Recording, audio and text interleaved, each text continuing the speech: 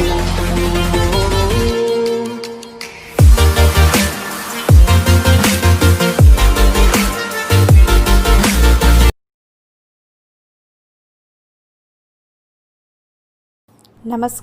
स्वागत है आप सभी का मेरे YouTube चैनल पर।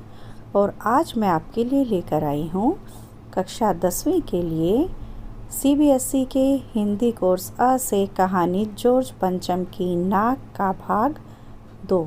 अब भाग 2 की शुरुआत होती है कि मूर्तिकार जॉर्ज पंचम की लाट की नाक के लिए भारत के अलग अलग राज्यों में जाता है और लाट की नाकों को नापता है, लेकिन उसे जॉर्ज पंचम के नाक का साइज़ कहीं भी नहीं मिल पाया।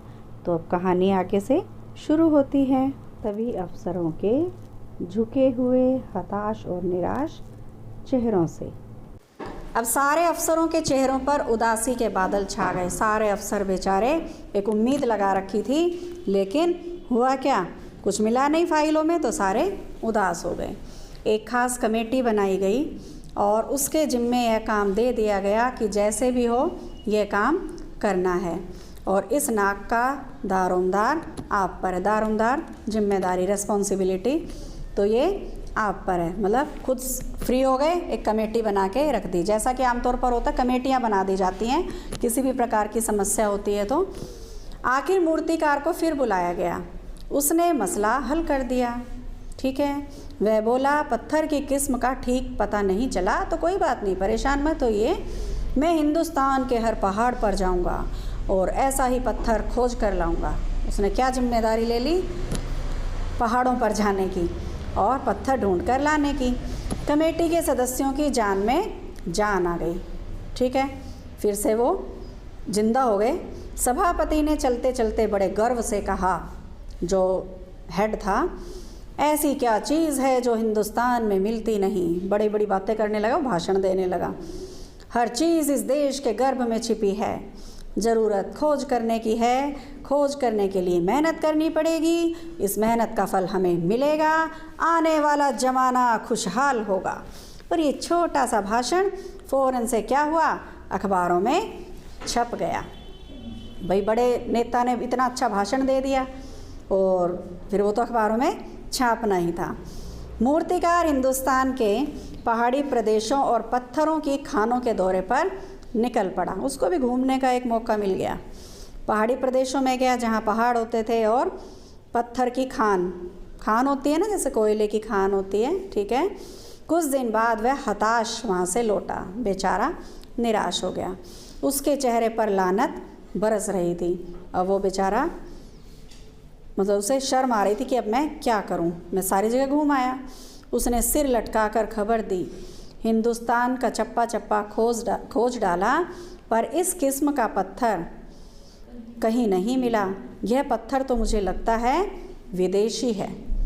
सभापति ने तैश में आकर कहा, तैश गुस्से में, लानत है आपकी अक्ल पर, विदेशों की सारी चीज़ें हम अपना चुके हैं। क्या हर चीज़ क्या लाते हैं, इम्पोर्टेड कह के बड़ा गर्व महसूस करते हैं कि इम्पोर्टेड है, हमारा वो रिलेटिव ना वहाँ से ये चीज़ लेकर आया मेरे लिए, बड़े खुश होते हैं। ठीक है, हमारे क्या क्या दिल दिमाग, हमारा दिल भी विदेशी है, हमारा दिमाग भी विदेशी है, तौर तरीके और रहन सहन, हमने अपना रहन सहन भी वही अपना लिया है, तौर तरीके भी, खान पान भी हमने उन्हीं का विदेशों का अपना लिया है। जब हिंदुस्तान में बाल डांस तक मिल जाता है तो पत्थर क्यों नहीं मिल जाता। ये डांस का एक प्रकार है। जब वो हिंदुस्तान में मिल सकता है तो फिर पत्थर क्यों नहीं मिल सकता। जब हम पूरी तरह से विदेशी रहन सहन, विदेशी तौर तरीक़ों में रच बस चुके हैं तो फिर पत्थर क्या बड़ी चीज़ है जो नहीं मिल रहा। मूर्तिकार चुप खड़ा था। सहसा उसकी आंखों में एक चमक आ गई। अब उसने कहा, एक बात मैं कहना चाहूँगा, लेकिन एक शर्त है कि यह बात अखबार वालों तक ना पहुँचे। भाई अंदर की बात है, ये बाहर नहीं जानी चाहिए, क्योंकि हर बात को वो पहले अखबारों में छाप देते थे। भाई हमने क्या काम किया, चलो भाई अखबार में छाप दो। जैसा कि छोटा सा भाषण भी उन्होंने अखबार में छपवा दिया था। सभापति की आंखों में भी चमक आ गई। उसे लगा कि हाँ, अब तो कुछ ज़रूर ऐसी बात कहेगा जिससे हमारी समस्या का समाधान निकल जाएगा। तब मूर्तिकार ने कहा, देश में अपने नेताओं की मूर्तियाँ भी हैं, हमारे देश के जो नेता हैं उनकी भी मूर्तियाँ बनी हुई हैं। अगर इजाज़त हो और आप लोग ठीक समझें तो मेरा मतलब है तो जिसकी नाक इस लाट पर ठीक बैठे उसे उतार लिया जाए। अब बारी किसकी आ गई? अपने देश के नेताओं की। सबने सबकी तरफ देखा, सबकी आंखों में एक क्षण की बदहवासी के बाद एक बार तो थोड़ा दिमाग में समस्या हुई कि ये क्या कह रहा है, लेकिन फिर खुशी तैरने लगी। सभापति ने धीमे से कहा, क्या कहा? लेकिन ऐसा कर तो लेना, लेकिन बड़ी होशियारी से, किसी को पता ना चले, ठीक है। और फिर मूर्तिकार देश दौरे पर निकल पड़ा। देश दौरा, देश के वही भ्रमण पर, ठीक है। जॉर्ज पंचम की खोई हुई नाक का नाप उसके पास था। दिल्ली से वह बम्बई पहुंचा, बम्बई जो आज की मुंबई है। दादा भाई नौरोजी, गोखले, तिलक, शिवाजी, कावसजी, जहांगीर, सबकी नाकें उसने टटोली, नापी और गुजरात की तरफ भागा। यानी कि वो कई जगह घूमा फिरा और फिर उसने अपना अगला पड़ाव कहाँ डाला? गुजरात की ओर। गांधी जी सरदार पटेल, सरदार पटेल का पूरा नाम सरदार वल्लभ भाई पटेल, विट्ठल भाई पटेल, महादेव देसाई की मूर्तियों को परखा। कहाँ पर? गुजरात में। और फिर बंगाल की ओर चला। कौन? मूर्तिकार गुरुदेव रविंद्रनाथ, पूरा नाम टैगोर, सुभाष चंद्र बोस, राजा राम मोहन राय आदि को भी देखा। उनकी नाक भी देखी, उस नाकों को नापा और बिहार की तरफ चल दिया। बिहार होते हुए फिर वो उत्तर प्रदेश की ओर आया। उत्तर प्रदेश में किन महापुरुषों की लाट की नाकों के पास गया? चंद्रशेखर आज़ाद, बिस्मिल, मोतीलाल नेहरू, मदन मोहन मालवीय की लाटों के पास। घबराहट में मद्रास भी पहुंचा। फिर उसे घबराहट तो हो रही थी, फिर वो मद्रास भी गया, सत्यमूर्ति को भी देखा और मैसूर, केरल आदि सभी प्रदेशों का दौरा करते हुए कहाँ पहुँचा? पंजाब पहुँचा। वहाँ पर कौन थे? लाला लाजपत राय और भगत सिंह की लाट, उनसे भी उसका सामना हुआ। फिर आखिर में दिल्ली पहुँचा और उसने अपनी मुश्किल बयान की। भाई कुछ नहीं हुआ, पूरे हिंदुस्तान की परिक्रमा कराया। परिक्रमा क्या होती है? फेरी लगाना।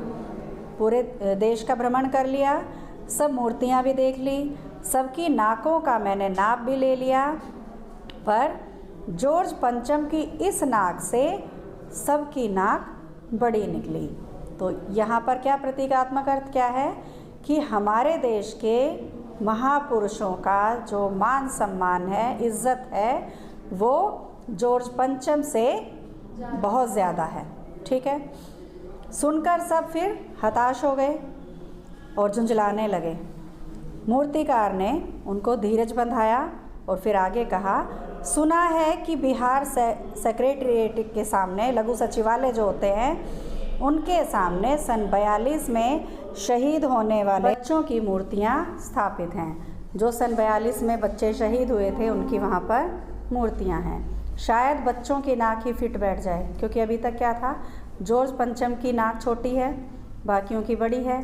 तो अब उन्होंने क्या सोचा मूर्तिकार ने कि बच्चों की नाक शायद उनके साइज़ के बराबर हो, बच्चों की नाक उनकी नाक से नाक पर फिट बैठ जाए। यह सोचकर वहाँ भी पहुँचा, पर उन बच्चों की नाकें भी इससे कहीं बड़ी बैठती हैं। अब क्या बताया है कि ऐसा नहीं है कि उनकी नाक फिट बैठती। जो हमारे देश के शहीद बच्चे थे उनकी नाक भी जॉर्ज पंचम की नाक से बड़ी थी, उनका भी मान सम्मान अधिक था। अब बताइए मैं क्या करूं? अब राजधानी में तो सब तैयारियां हो चुकी थी। जॉर्ज पंचम की लाट को, मूर्ति को मल मल कर नहलाया गया, रोगन लगाया गया, पेंट किया गया, सब कुछ हो चुका था, सारी तैयारियां हो गई थी। सिर्फ एक कमी थी, क्या? उसकी नाक। बात फिर बड़े हुक्कामों तक पहुंची, बड़े अफसरों तक पहुंची, बड़ी खलबली मच चुकी थी। अगर जॉर्ज पंचम के नाक ना लग पाई तो फिर रानी का स्वागत करने का क्या मतलब? अगर जॉर्ज पंचम के नाक ही नहीं होगी तो रानी का स्वागत करने का कोई औचित्य ही नहीं है। यह तो अपनी नाक कटाने वाली बात। मूर्तिकार लाचार था पैसे से, उसको पैसों की सख्त ज़रूरत थी, यानी वो हार मानने वाला कलाकार नहीं था और पैसों की ज़रूरत की वजह से ही वो हार नहीं मान रहा था। एक बड़ा ही हैरान कर देने वाला आइडिया उसके दिमाग में कौन था। उसने पहली शर्त दोहराई कि जिस कमरे में सब बैठे थे, जो कमेटी के लोग बैठे हुए थे, उस कमरे के दरवाजे उसने बंद करवा दिए और मूर्तिकार ने अपनी नई योजना पेश की। क्या योजना थी? चूँकि नाक लगना एकदम ज़रूरी है, इसलिए मेरी राय है कि 40 करोड़ में से कोई एक जिंदा नाक काट कर लगा दी जाए। 40 करोड़ उस समय आबादी थी, ठीक है। अब कितनी है? 137 करोड़। नाक काट कर, जिंदा नाक काट कर लगा दी जाए। बात के साथ ही अब वहाँ जो बैठे थे सारे चुप हो गए, सन्नाटा छा गया। कुछ मिनटों की खामोशी के बाद सभापति ने सबकी तरफ देखा। सबको परेशान देखकर मूर्तिकार कुछ अचकचाया, उसको थोड़ी सी चौंका भी हो कि सारे चुप है, कोई मेरी बात का समर्थन नहीं कर रहा, और धीरे से बोला, आप लोग क्यों घबराते हैं? ये काम भी आप मेरे ऊपर छोड़ दीजिए। नाक चुनना मेरा काम है, भाई मैं ले आऊँगा जिंदा नाक, आप लोग परेशान ना हो। आपकी तो सिर्फ मुझे क्या चाहिए? इजाज़त चाहिए, अगर आप परमिशन दें तो। कानाफूसी हुई, आपस में सबने बातचीत की और मूर्तिकार को यह इजाज़त दे दी गई कि जॉर्ज पंचम की नाक के कैसी नाक लगा दी जाए? जिंदा नाक लगा दी जाए। अखबारों में सिर्फ इतना छपा कि नाक का मसला हल हो गया। अखबार में तो हर समाचार आना ही होता है, तो अब ये भी खबर छपी कि नाक का जो मामला चल रहा था वो हल हो गया है और राजपथ पर इंडिया गेट के पास वाली जॉर्ज पंचम की लाट के नाक लग रही है। जॉर्ज पंचम की लाट कहाँ पर थी, कहाँ पर स्थापित थी? इंडिया गेट के पास। नाक लगने से पहले फिर हथियारबंद पहरेदारों की तैनाती हुई, ठीक है। लैस थे वो किससे? हथियारों से। पहरेदार हैं तो हथियार तो होंगे ही उनके पास।